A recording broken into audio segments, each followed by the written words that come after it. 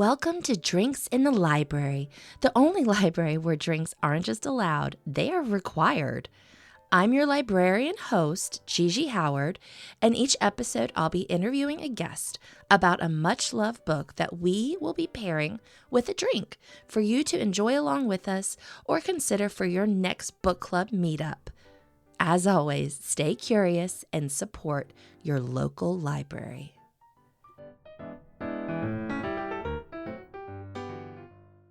Hello, Libration Nation.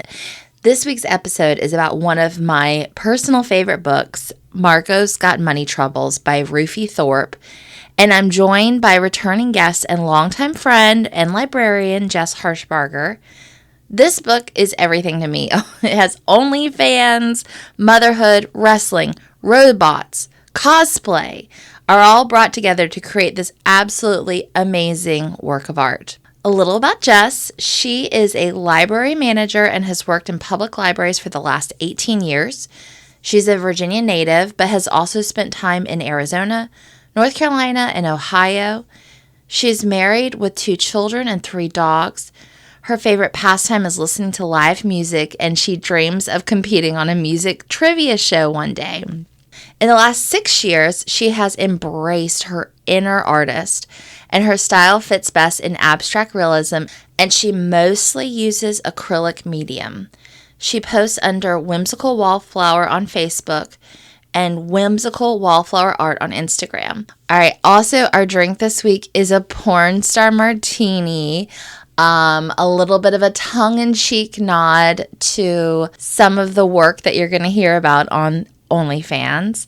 It is delicious. It is passion fruit based, and it contributed to us having a great episode this week. Just before we get started, if you are loving Drinks in the Library, please like and subscribe wherever you get your podcast. Also, you can leave a review that helps people find me and keeps this podcast going. So, all right, let's get to it. And I fed the cat before you got here. So the cat should be good. I mean, either the door's closed and she's trying to get in here, or the door's open and my kid runs by. Having a podcast in your house is a whole bag of worms. But anyhow, okay, so we're talking about Margo's Got Money Troubles, and you're back. You're back. I'm back. Welcome. For another coming-of-age story, but with much more adult content. Yes. And I did want to tell you, we'll just kind of relax into it, because I was like, I went and got a copy of the book today. And I read it as an ARC almost exactly a year ago. Advanced reader copy for the listener. And so but I had never bought it. And I was like, this was probably my favorite book that I read last year. Yeah. And so I was like, I need to go buy a copy. So I went in there and I got up to the desk. I just keep my mouth shut when those poor booksellers try to talk to me about anything. Because she was like, I heard this is really good. And I was like, oh, it is. I was like, I read it last year as an ARC, and I have a podcast, and I'm a librarian, and if you haven't read this book yet, you gotta read it. And she was like, here's your receipt. Yeah, I really just need to keep my mouth shut. Yeah. So, anyhow. When you get excited. And I do get very easily excited. And so I read it because my coworker recommended it. Okay. And I guess when you hear what it's about, as a, mid-40s person in a different phase of my life, it's not necessarily like, oh, I'm going to relate to this person. Right. But she's very relatable. I have to tell you, in the beginning, though, I didn't really like her. She's got a lot. I mean, it's a coming-of-age story for sure. It is. And that's the thing. So I went to my coworker, and I'm like, am I going to like her? Because I kind of don't. And I don't really like books where I don't like the main character. I have to like the characters. I can't do any of the books that have characters that are just completely unlikable. Yeah. So not that, that's not what this book is at all. But in the beginning, I'm like, it kind of felt like she just was letting life happen to her. And personally, it's like, I like a really strong female character. But Margo doesn't disappoint. She really does grow a lot through the book. Yeah. Well, and going to your point where it's, okay, so I bought this book today, and I came home. Bill was here, and he knew you were coming, of course. Loves you. Can't wait to talk to you later. And I was like, oh, this is the book we're doing. And he's, oh, okay. And he's, what's about? And I was like, it's about a woman and she gets pregnant and then she starts an OnlyFans and her dad helps her. And he was like, ooh. And I was like, no, he's not a judgy person. But that's the description of the book. Like I was looking at it, Rufi Thorpe has a elevator speech. And what I just said is like a shortened version of the elevator speech for this book. Yeah.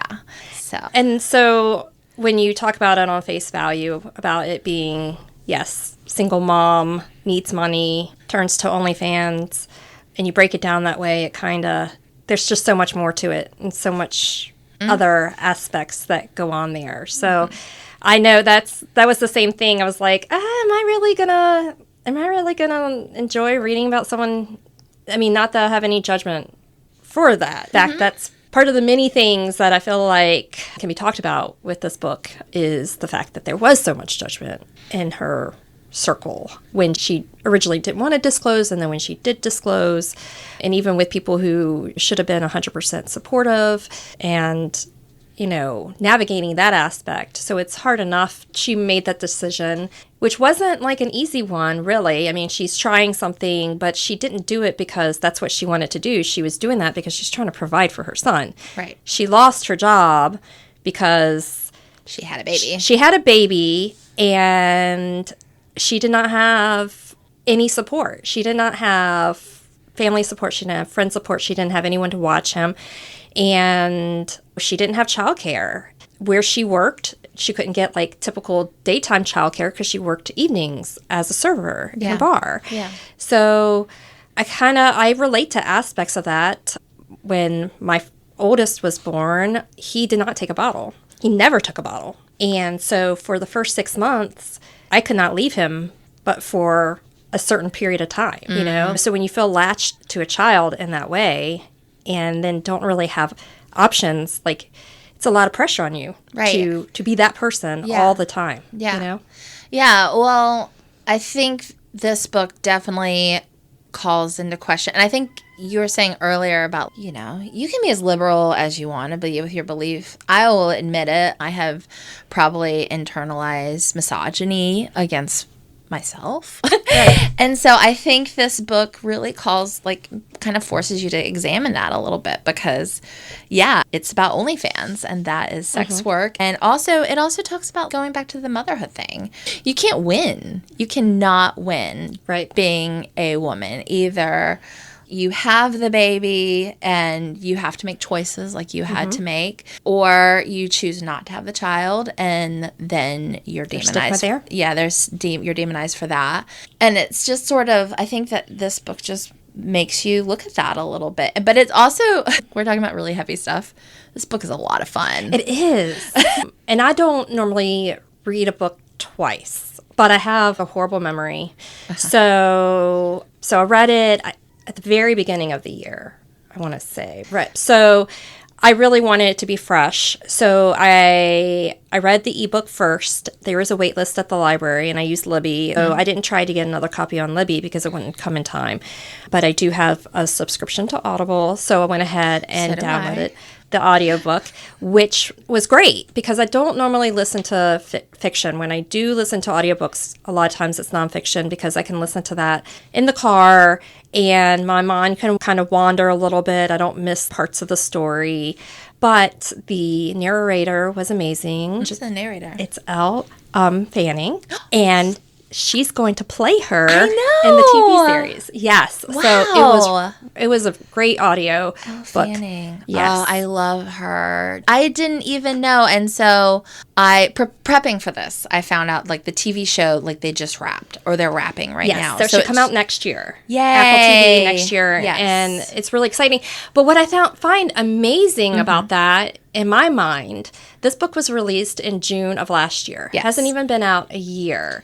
Yes. And they've already filmed the show. I feel like for those that end up reading it, and it kind of speaks to you on so many different levels. Yeah. So I think that I read a quick interview with her. I'll link in it in the show notes.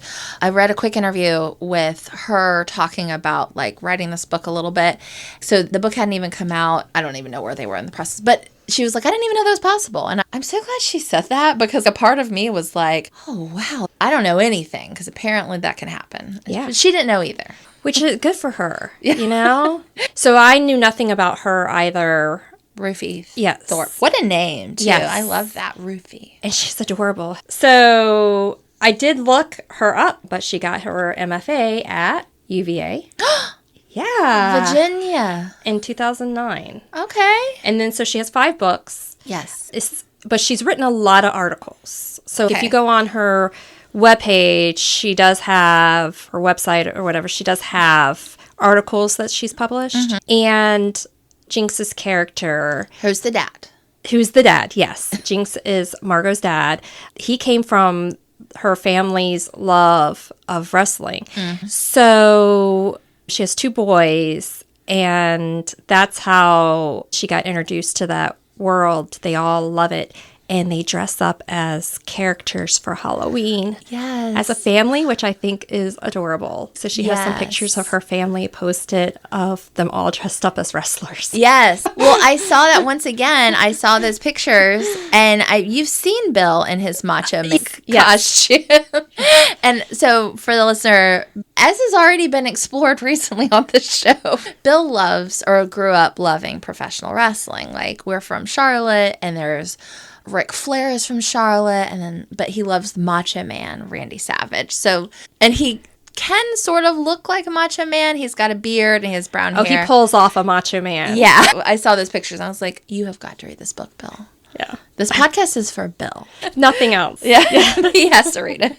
But I did love and I don't watch wrestling, and I don't know a lot about wrestling. In my high school, a lot of the guys that went to my high school watched wrestling. So, and one of my best friends, her husband's very much into it, but I never really knew a lot about it. Yeah. But I do think, again, just like thinking of OnlyFans and the work that kind of goes into that and creating personas, all the things you don't think about wrestling also kind of comes up too. And then some of the consequences of being in that field, the toll it takes on the body. And then how that can lead to one of the themes in here is substance abuse. Again, I really feel like Rufi does a really good job about bringing up some really serious topics and having you think on them without being preachy and without herself being judgy if you maybe didn't think about it in those ways. Like just bringing up,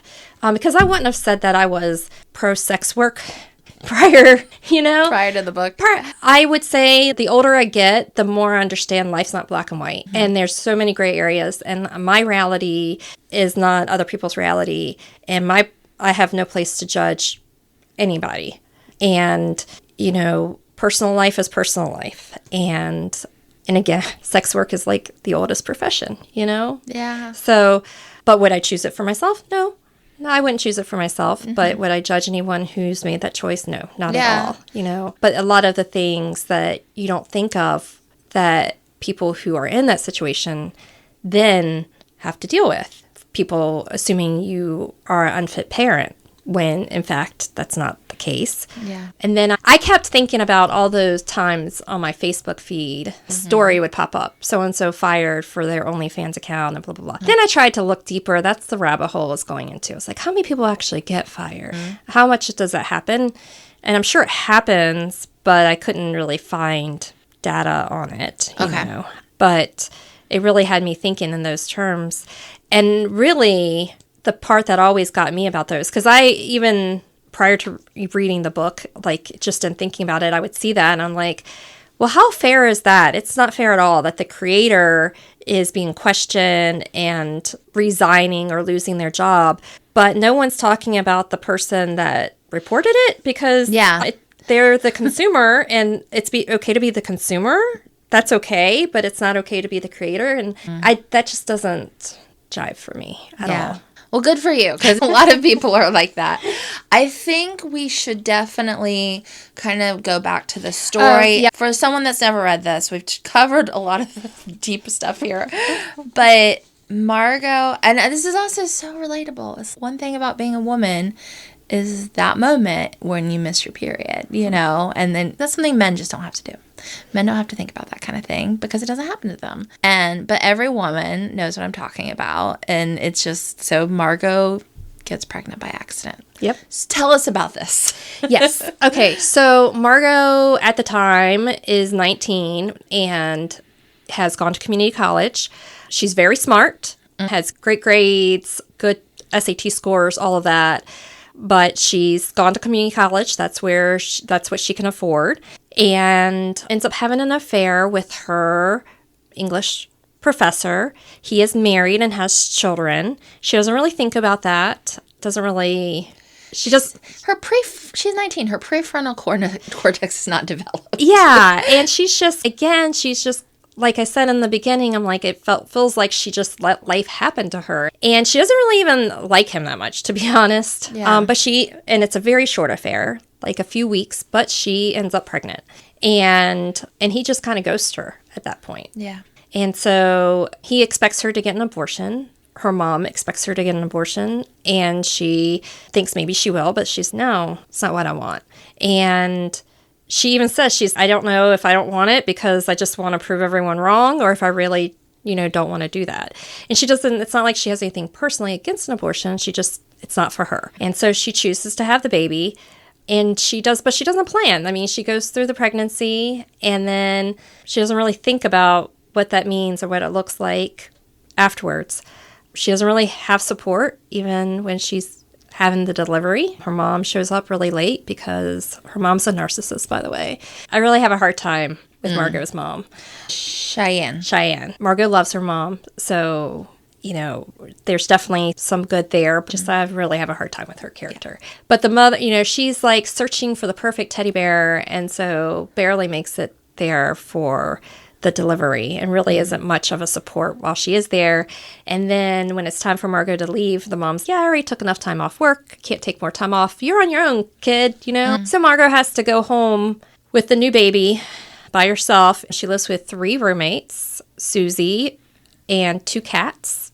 And it's just kind of a wake-up call because she has this living being that is like reliant on her. And she tries to go back to work, but again, like I said earlier, the childcare thing kind of falls out. So then she loses her job, finds herself. The 2 cats are not very understanding because they're also young, and they've got they're real people named Cat. Yeah, they're not cats. Sorry, I can't remember how she describes the 2 cats.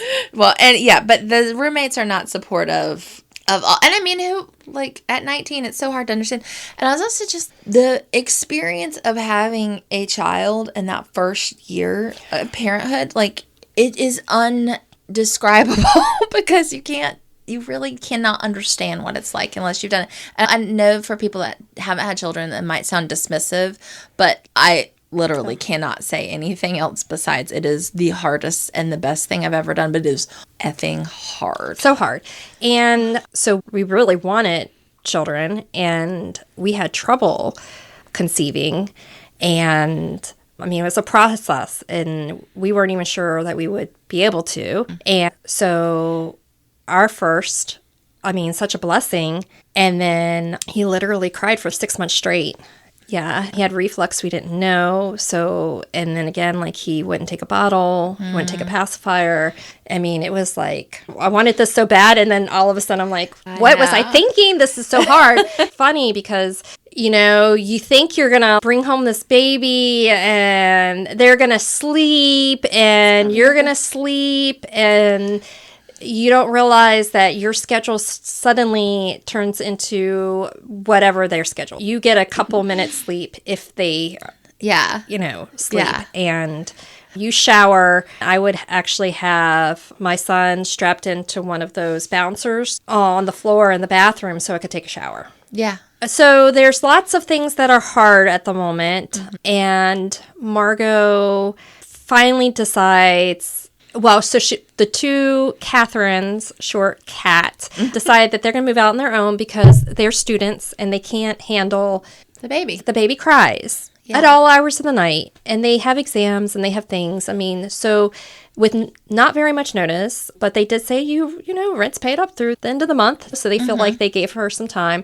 They're not on the lease. It's only Susie and her that are signers on the lease. So they can pretty much do that, and they leave, which means that she has no job, and so she has no income, and she's still going to have to pay rent. Yeah. So she finally decides to approach the dad, who's Mark.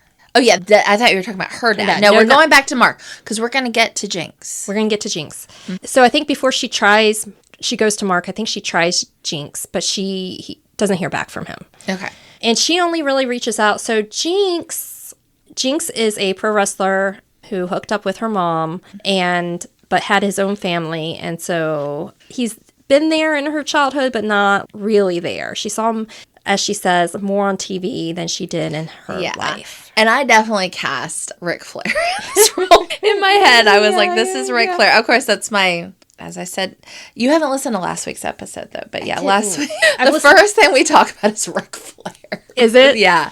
Who has held a door for me before. Whoa. He used to drink at the bar that I worked at in grad school. It was a bar/restaurant. Charlotte, North Carolina, raise up.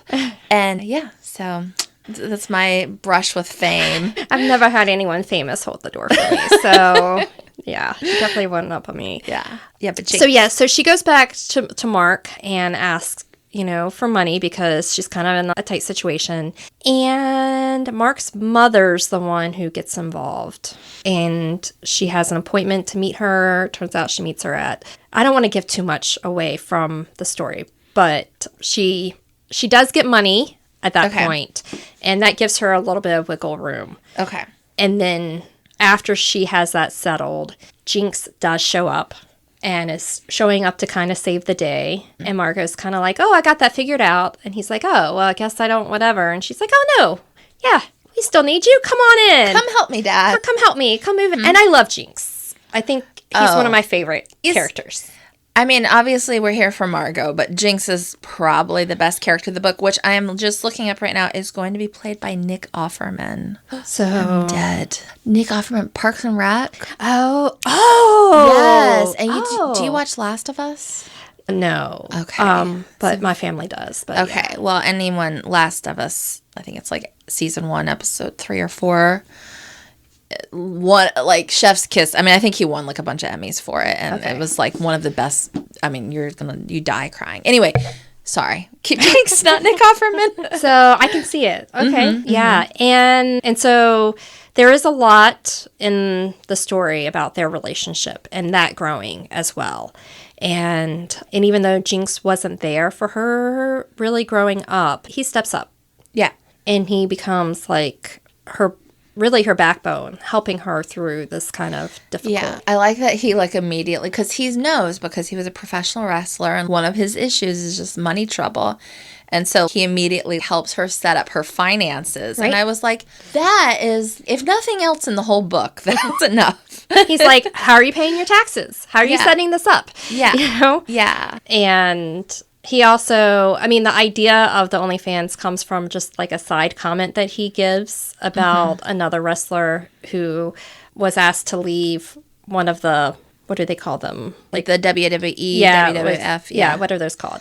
Worldwide Wrestling Federation. Federations. So was left to leave, asked to leave that and went independent. Yeah. Because she was making more on her OnlyFans. And so that is when, and Margo's like, what is OnlyFans? And so what is OnlyFans? Oh, for the listener who doesn't know. I don't know. My dad listens to this. I think we need to explain to him. Okay. All right. For Gigi's dad. Gigi's dad. Let's break it down for you. I've never been on, so this is all like hearsay. So for those listeners who do have accounts, I'm sorry if I get it wrong. But OnlyFans is a membership paid service where people create content, which much of it is adult in nature. And then there are subscribers. People pay membership to your account to see your content. And then we kind of learned that there's like special, like you can make some content, you know, you have to pay extra to see it. And then you can also get tips, so people can pay you extra. So Margo decides to have the membership, but also do an added service for rating. Now I'm like all getting all like, such a bird for rating dicks. So that's her other part, but hers is very unique in that she does a Pokemon character. It's all related to things Pokemon. So it's a very kind of nerdy take on that, and her fans love it. Yeah. What I thought was interesting, not like being super familiar with that world, was the fact that you had to really make it niche to be popular on there, because she talked a lot of the book, and we don't want to do too much spoilers, but a lot of the book talks about, she would have a few fans, but then they would kind of forget about her. Exactly. So she would have to find different interesting ways to bring them back, and that's where Jinx comes in, like bringing ideas from like the heel. Yes. The face and the heel. Do you want to talk about the face and the heel? So I don't know a lot about wrestling, so this is where we need Bill to like just jump in, but he's not here. So the face is the nice one, and the heel is the bad guy, and he talks about how you really need that dynamic, and you like a face can't do it on their own, and the heel can't do it on their own. Right. You need that dynamic between them. And so Margo does reach out into the community. Yeah. And she finds people to help create content so it's promo content on TikTok. Yeah. That will lead to their OnlyFans pages. Yes. And she creates her own little persona. And I don't want to give away too much of all the different things that she kind of goes through and does. Right.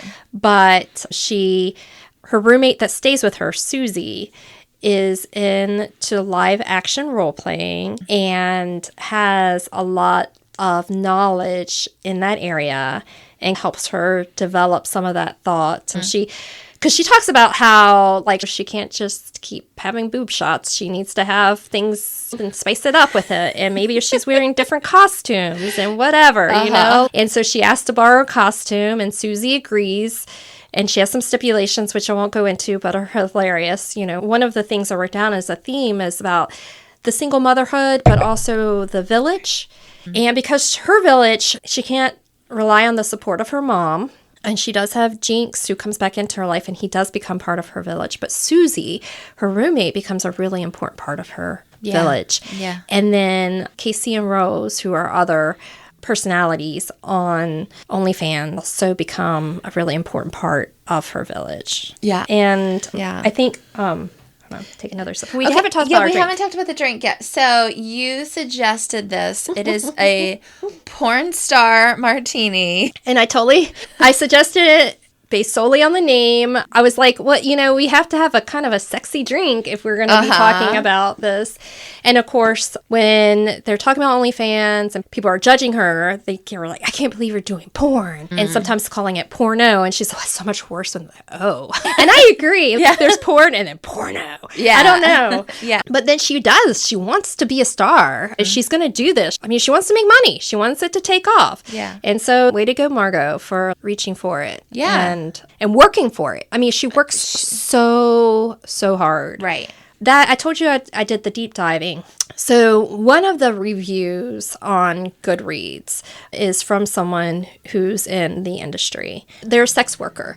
And their critique was that it did not show the dark enough side of sex work, that there's so much to it, and that it almost sensationalized it. Like, it was almost too easy for her to get fans. And I thought, as someone who's not in the industry and knows nothing about it, that it kind of did the opposite for me. The thinking, okay, she might get all these new fans, but they get bored and they're dropping.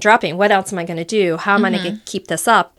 And all the work she had to do to kind of keep it up. And I'm thinking, wow, that already seemed like a lot. You know, as my coworker who recommended this book said, it's a full-time plus job. And it's not, you know, it's not stable in that you could have a good week, a good month, and then you could not have a good week, Right. a good month. Yeah. Kind of thing.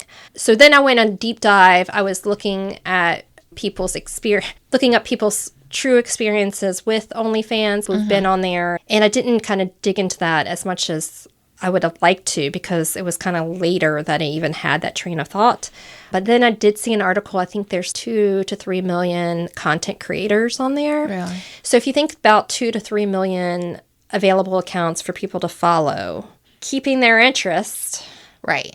could be quite hard. Right. And to create like a celebrity around it, or create someone that people are talking about. And they were talking about, if you're already a celebrity, you're going to automatically have the followers. But Yeah. if you're just like 47-year-old librarian, I don't know. I'm sure trying to get started, trying to do a side hustle, you're going to need a lot more. Yeah. You're going to have to work a lot harder to get those followers. Yeah. I did see that, like, celebrities, like Black China, I think, was on OnlyFans and made like $22 million.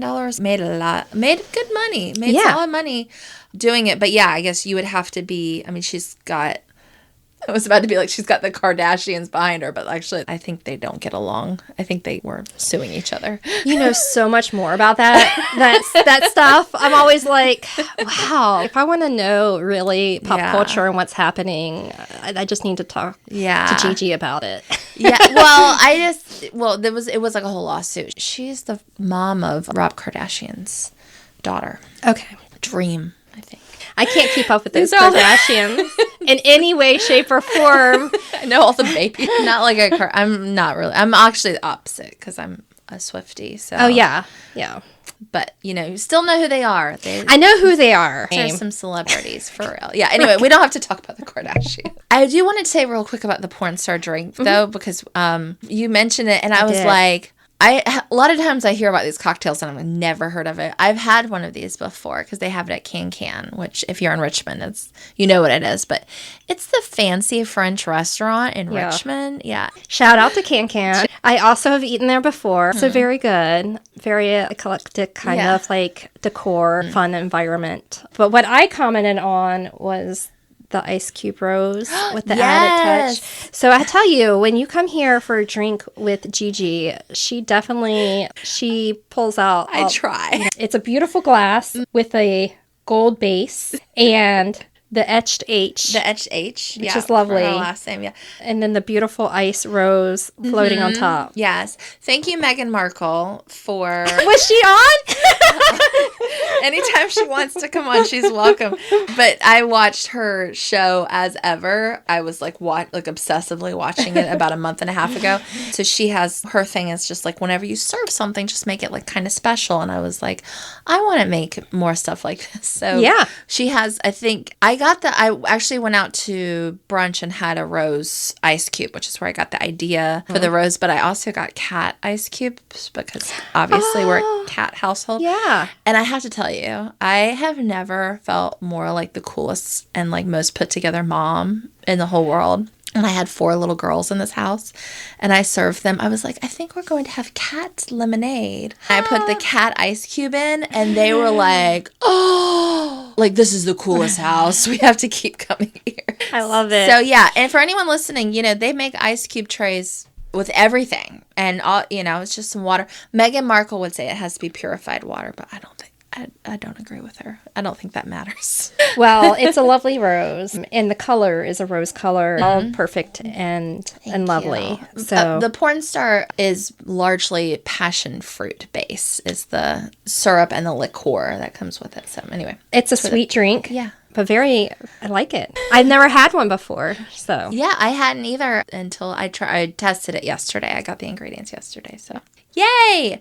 Okay, let's keep talking about the book, because you've got notes, girl. I have notes, and let's see. So, I mean, the elevator speech, it doesn't really do justice, because, yes, one of the themes is sex work, but I feel like it's really about motherhood. Yeah. And controlling your own narrative. Yeah. And that's exactly what Margo does. Margo, well, like in the beginning, I said, I'm not sure if I'm going to like her. I love her. I'm like Team Margo. Because it's every time she gets ahead, there's something else. Yeah. And she just keeps rolling with the punches, and she's smart. And she's creative, and she's resourceful, and she's just, something happens, and it may take her a little bit. Like, it may be like, okay, she's like working through it, and she's stressing about it. And then something pops, and she's like, okay, yep, no, I got this. We're going to try this out. We're going to do this. And I really do feel like she's like, she loses her best childhood friend who's judging her. Her mom, who gets engaged to a youth pastor, like, very much as this does not fit in with our image, and doesn't want to talk to her and doesn't want to be there.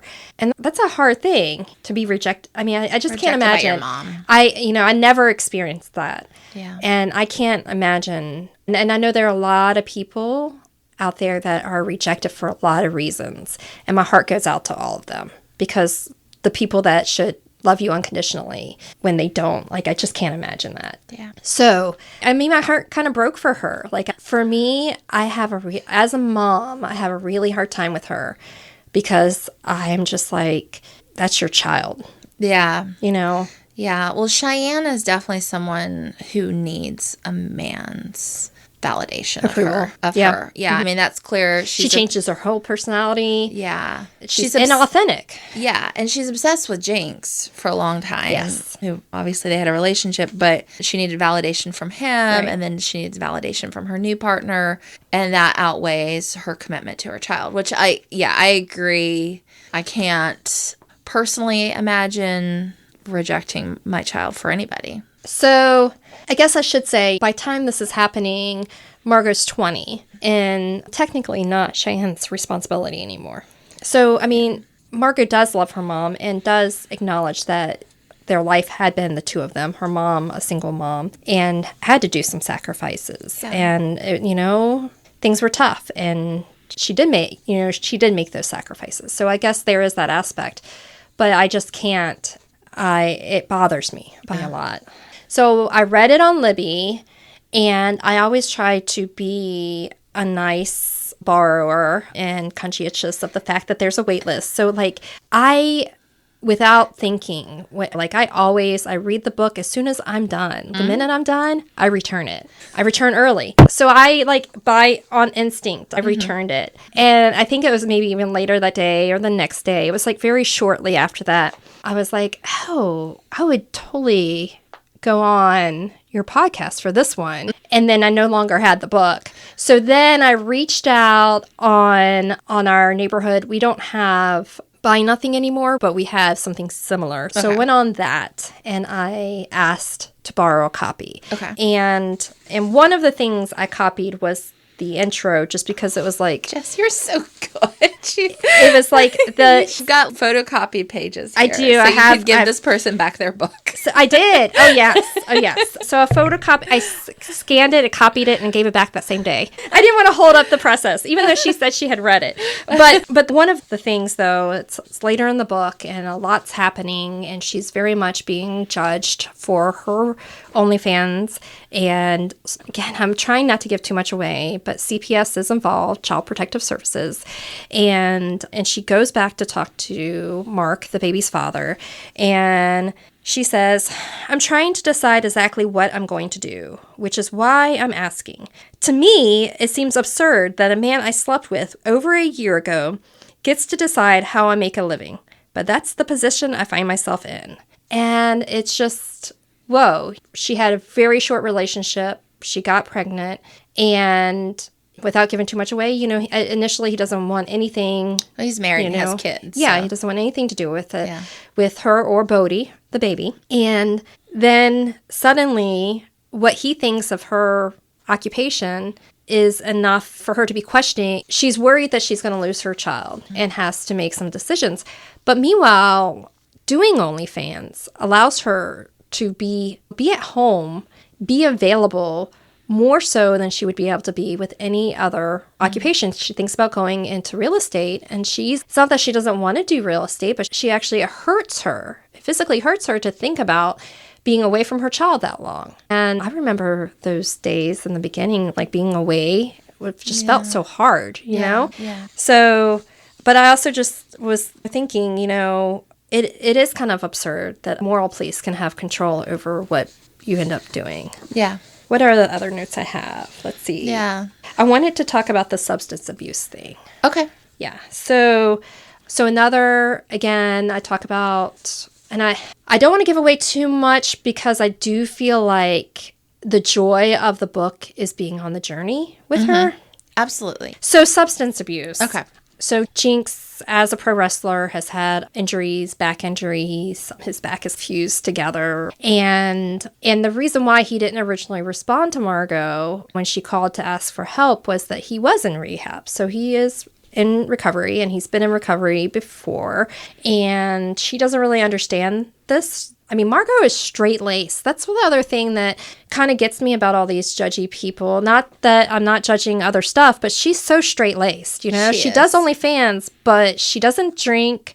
She does not promiscuous. She's not. Yes, she's only like she did have an affair with a married man. That's she did. She did, but again, she's a 19-year-old who wasn't really thinking in her mind that other family, the reality of that, like she didn't think through that reality. Yeah. You know, that was like kind of impulsive, whatever. She didn't think about that. And he was like the third person she slept with. Yeah. So anyway, she's straight-laced, so she knows nothing about this kind of struggle. So she's learning a lot from Jinx about it. And he does relapse. And she supports him, and she's a smart cookie. She does a bunch of research. She could be a really great librarian. Hey, there's still time, Margo. Get that MLS. That's right. Go from that high-paying OnlyFans to librarianship. You'll love it. So she does the research. She finds that methadone is one of the best treatment options. And it's working for him. But in this whole child protective services thing, that's an issue. And he can't live with her and be on methadone. And she raises the whole thing. It's crazy to me why you'd want someone to not be in the best treatment option. And again, there's so much stigma and other things surrounding that. Again, I feel like Rufi does it in a way that it's not a beat you over the head, moral, like kind of thing, but it's one to make you think. Like, why are we so judgy about the fact if someone's in treatment? Right. Shouldn't we be celebrating that they're in treatment? Shouldn't we be happy that they have found something to help them through something that's very difficult, that he's been in recovery for years and has relapsed so many times and nothing else has worked. This seems to be working. Why would we take that away? Right. So that one. Yeah. Well, I think it also, that kind of calls into what we were talking about earlier, is like you can't win as a woman. And then also like with the judginess on how someone lives their life. It's like there's beliefs that we all hold that there's a certain way to live life. Right. And if you're not following these steps, or if you need methadone, then you're not a good person. And I think that's what this book calls into question, is because Margo is a good person. But what does even being a good person mean? Right? And like, who gets to decide that? And I think also going back, sorry, I'm just thinking now, because we were talking about like that Margo gets in trouble with CPS and they're talking about her work and her work on OnlyFans. But then there's no questioning about the people that are viewing the OnlyFans or that support her. So those are the people that get to make the call. Exactly. And that's okay. And we're just pushing that aside. I mean, it goes back to Mark, the baby's father. He could have gotten away scotch-free. Like, you know, nobody's judging him. He doesn't have to change his lifestyle. How is that okay? And I think it definitely made me think a little bit about those aspects of our society, I guess. Absolutely. That's the thing that, I mean, I've been bothered by that concept before this book. When I've seen those articles, I'm like, all right, what about the person that reported them? Yeah. This dad happened to find her OnlyFans. No, he didn't. He subscribes to OnlyFans. You know, he didn't happen. That reminds me of my favorite. Bill tells this story. Bill tells every story I ever tell. He tells so much better, but he's not here. You're not here. There was like a children's like pastor or something that was doing a thing, and he was talking about TikTok. And he was like, these kids, they're going on TikTok. All it is pictures of naked girls everywhere, people having sex. And it's like, sir, this is an algorithm. Like, you only get shown things you've already clicked on. So, like, my algorithm, like, I watch a lot of those, like kittens. Mine shows kittens. Embarrassingly, mine is people going down water slides. Oh, that's funny. I'm not on TikTok, but I literally mine would be like dogs and kittens. I swear, like, I can watch dogs and kittens all day long. Yeah. So, sir, no, that's, you were trying, but that's like the case for everything. I mean, people go online and they're saying things, and that's you judging yourself, and you're projecting on other people. Anyway. So the master's degree that I did not finish in communication, ethnography class I did, you had to take a theory, and then you had to look at yourself about it. And the theory that I was using was the looking glass self. And the idea is that if they're like the people that irk you and really just get to you the most are typically the pieces of yourself that you have the hardest time with. Yes. Just kind of eye-opening. So, having a hard time with your own sexuality, you potentially then attack others who are comfortable in that. Right. Right. I don't have a lot of knowledge in this, but I've seen this, striking out against the LGBTQ, and some of that stems from people who themselves don't understand their full sexuality. And, the substance abuse thing, I don't know that's necessarily the looking glass, but it's definitely just, you haven't been in those shoes. Right. If people just easily judging people when they've never had to deal with being faced with that. Yeah. And as much as I try not to judge in so many ways, I'm sure that there are times that, that's the case, because you never know what it's like to be in those other people's shoes. And so sometimes, like, you forget, we're all human. Yeah. But I especially felt for Margo in some of the relationships she lost. Like I don't remember the name of her high school best friend, but her high school's best friend, because that particular one, they ended up kind of like going in separate ways. Then for her to be like, I can't believe you would do that, Margo. Yeah. You're so gross. And no, that's not what it is. That had to have hurt. Yeah. You had the opportunity. Your parents were able to afford to send you to the college you wanted to go to. You are partying, living it up, doing all these things. Yeah. And, I slept with one guy, got pregnant, and my life went upside down. Right. Right. And that happens. I mean, yeah. I have to be honest, though, like, talking about it right now is thinking about it. If I could have easily been her high school best friend. And at 19 or 20. Judge it. Yeah. I don't know. I think I probably would have been the same way, if I'm really being honest. I probably would have been very judgy at that time of my life too. Yeah. I do feel like age brings a lot more perspective. Like I said, like when you're young, sometimes things are very black and white. And as you get older, things are squishier and there's a lot more gray area. And you realize that your reality is not the only reality. Yeah. Yeah. And I think after you see other people get into situations that you understand, like Margo, or you've been in a situation where you never saw yourself, and then all of a sudden you have to make hard choices. It's just, you have more opportunity for those situations the older you get, for Absolutely. Sure. Yeah. So is there anything that you wanted to talk about that we haven't gotten to just yet? I think I'm good.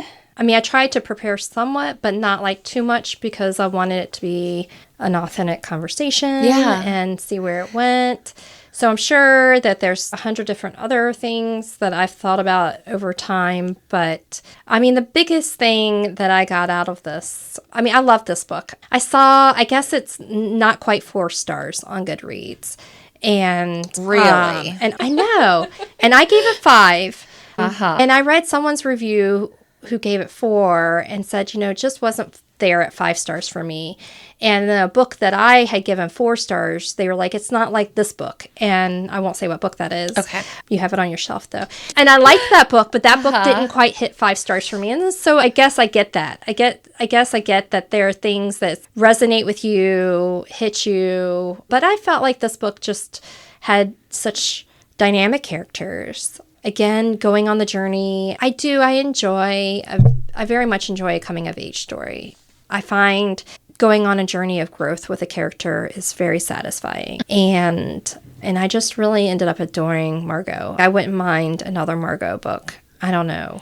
She says she's got a new book coming out. And talking about another Margo book? Yeah. No, she didn't say Margo, but I did see on her website she had a new book. But all right, here's my Goodreads review, which I know I love your Goodreads review. If half the time I'd write them. If I really love something, I will write it. All right. Flipping amazing. I could not put it down and finished it in one day. Has the dance of amazing writing, sex work, and wrestling ever been done this well before? No, and I don't see how it could possibly get better than this. Chef's kiss. And I did the kiss emoji. So I want to tell you, like my coworker recommended it. I went on to Goodreads. I saw your review, and that's what solidified it. And then I was like, all right, Gigi's stamp of approval, chef's kiss, got it. All right. Yes, influence. Oh, amazing. So we have to talk about who would you recommend this story for? Right. So, okay, there is adult content. I wouldn't recommend it to my 13-year-old. No, but I want to point out something. Like, this book is about sex. They don't have sex. There's no sex in the book. Like, even when I guess she's rating penises, but... Yes, but it's hilarious. And she talks about them. Oh, my God. So she just kind of says, in order to do this, you have to, like, just look at it as an isolated piece. And it would be the same as, like, rating noses. And, like, it's so comical when she's talking about the sea of penises. But it's not erotic. Right. It's not like, none of it. It's not spicy. Chili pepper, -5. I mean, there's none of that. If you're expecting to, like, really, this is juicy, this is what, it's not like that at all. Yeah. There's much spicier content. But just because it is talking about an adult industry, there's some language in it, but I drop the F-bomb probably more than she does. So that doesn't bother me. Yeah. But it has mature themes. All of those serious kind of mature themes. But I think that this book would be great for, if you like a coming of age story, it doesn't matter if the adult content part, the OnlyFans part is like a side thing. It really is about her coming to her, into her own, taking charge of her life. Yeah. Making these hard decisions, getting knocked down and getting back up again. But if you have moral objections, I guess you probably wouldn't enjoy this book. It's not for you, but, right. And maybe examine that. Yes. Yeah. Or maybe it should be for you. If that's the case, maybe it should be for you, because then you can really think about seeing things from kind of another perspective. Yeah. That whole mirror, the mirror in the window, maybe it's a nice opportunity for a window. Yeah. A window to look into another person's life. So, yeah. Yeah. No, I love how I'm always like, everyone live and let live. And then occasionally I'm just like, but you're wrong. So I told you I was listening to the audio version. Uh-huh. And I needed to take my brother to an appointment, and a doctor's appointment. And so he's in the car with me, and I said, I was like, I know I normally listen to music, but you get to listen to Margo's Got Money. And he's listening. This is a really good book. And it was right in the beginning or whatever. He's like, so my older brother very much was like, yeah, it's funny. I'm like, when I was telling my brother in front of my grandmother that we were about the book that that we were going to be listening to, and my grandmother was like, that doesn't sound funny, I don't know. And it really is. It's a lot of serious stuff, but it's so funny. And I have to tell you, if you like audiobooks, Elle did a great job. It was nominated for the Audio Award. Oh, okay. I don't think it received it. It was nominated, but yeah. So sorry, I'm rolling my eyes. Well, I think this was the best book I read in 2024. I was thinking about it today. I think it just stuck with me. Yeah. So what about it makes you say that? All of it. It was the writing, excellent, funny, yep, compelling, the character building, the world building. I think for me, adding in the wrestling aspect. Now, I have to tell you, I don't watch wrestling, but I have a lot of respect for the people in that industry more than I did. But these are intelligent people. The world that they make is Shakespeare. It is really thoughtful and all of the things they put themselves into. And so, yeah, I think adding that part in, if it didn't have the wrestling part, it would not have been quite as magical as it was. But that was, to me, Jinx was the best. I mean, honestly, I just love Jinx. Yeah, same. One of the interviews that I listened to her to prepare for this, she was saying like she sort of had the story fleshed out, but she didn't have Jinx yet. But then it was her sons being really into wrestling, and then he just came alive. And I mean, she didn't have Jinx. It would not have been the same. So, Rufi, I know you're listening. That was the missing piece there.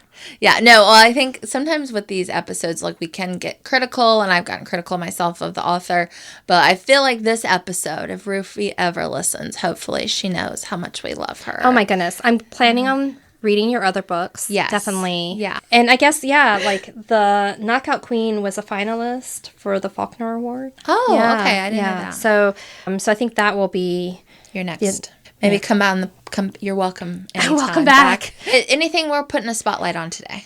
Oh, for me, no. Okay. No. Support your local library. Support your local library. Now more than ever. Yeah. Support your local library. Yeah. And I mean, I would say I do have family that are in recovery, and I want to also just give some like support there and say, I know it's a hard struggle, and like proud of those people that are doing what they need to do. Yeah. Yeah. Absolutely. Yeah. Same. So much fun. Yes. Always having a porn star martini with you. Yeah, I appreciate it. And like you know me. You've known me for years. And I have no filter. So the fact that you're like, yeah, come on and talk about this book that could go in any direction, I appreciate it. Yeah. No, best book of 2024. We're just saying it here. So thank you so much. Thank you. Thank you for spending some time with me and my guests for an episode of Drinks in the Library. For more information about the show, you can find us on Instagram at Drinks in the Library, on the World Wide Web, drinksinthelibrary.com, or shoot me an email at drinkspod@gmail.com. Until next time, cheers.